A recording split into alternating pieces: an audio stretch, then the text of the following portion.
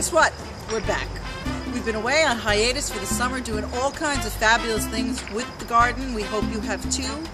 We've been doing landscape design, 2 garden hoes out there. I know we've been away for a while and doing lots of things over the summer. We hope you had a great summer. We hope it was full of friends and flowers and lots of gardening. And okay, so now we have a lot to do, a lot of work to get done before the winter snows come, although today you'd never know it. It's going to be 70 degrees. It's the perfect time to get your garden ready for the winter.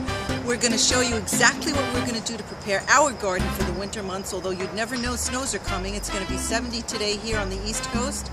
And here we go, into our garden to prepare. Follow us. Enjoy. Come on, let's go.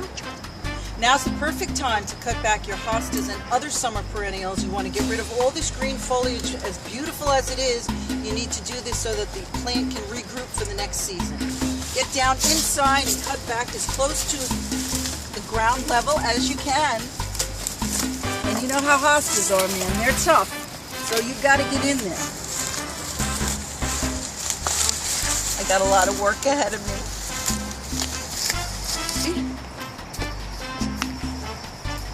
I'm going to talk about planting spring flowering bulbs right now.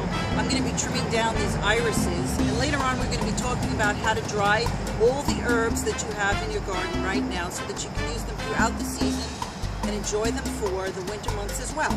These bulbs are bulbs that were given to me by a neighbor. These are grape hyacinth, and I can't wait to see them come up in the spring. They smell great. One of the first spring flowering bulbs in your garden. They don't need to be planted terribly deep, and I'm going to plant them in a good bunch for maximum effect. Water them in, and you're good to go. I have a ton of this mint. It's fragrant. It's really, really amazing. So what I like to do with this is trim them down, getting a nice long stem. And I'll trim off 4 or 5, clean them up, get rid of any of these little brown bundles and flowers, which you can save and use as seed. I've never done it, but I'm going to try it. And I'll take a few of these leggy pieces like this, make a little bundle with some twine. I'm going to hang them in a cool, dry place in my house. And in a few weeks they'll be dried. I can grind them up, or I can just leave them as I have them on the stem and pick them off as I need them. But that's a great way to keep fresh mint in your house all season long. Try it. It works. We also have to prepare our vegetables and fruit beds for the winter. We need to clean them out from spent plants, but there are things that will grow still well into the fall season. We have over here squash coming. The blossom is right there, and there's the fruit. Very green, very healthy. Can't wait to see that one when it's done. We have still have some flowers on our pepper plant, so we're going to keep that one going as long as we can.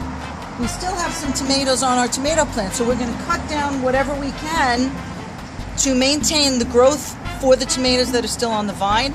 And then again, as the plant dies down, we will cut it down and then take it out from the root ball itself. We will prepare the garden again for the winter. You can take leaves from your own yard and just lay them over the bed once you've removed the plants, and that way you can use that as a natural mulch. It's free of charge, and it's a really great way to protect the ground for next season. We started off the season with how to prepare your garden beds for the winter. As we go along this year, we're adding more things that we haven't done before. We're going to be doing recipes and crafts from the garden, things that you do that keep you in touch with your garden all year long.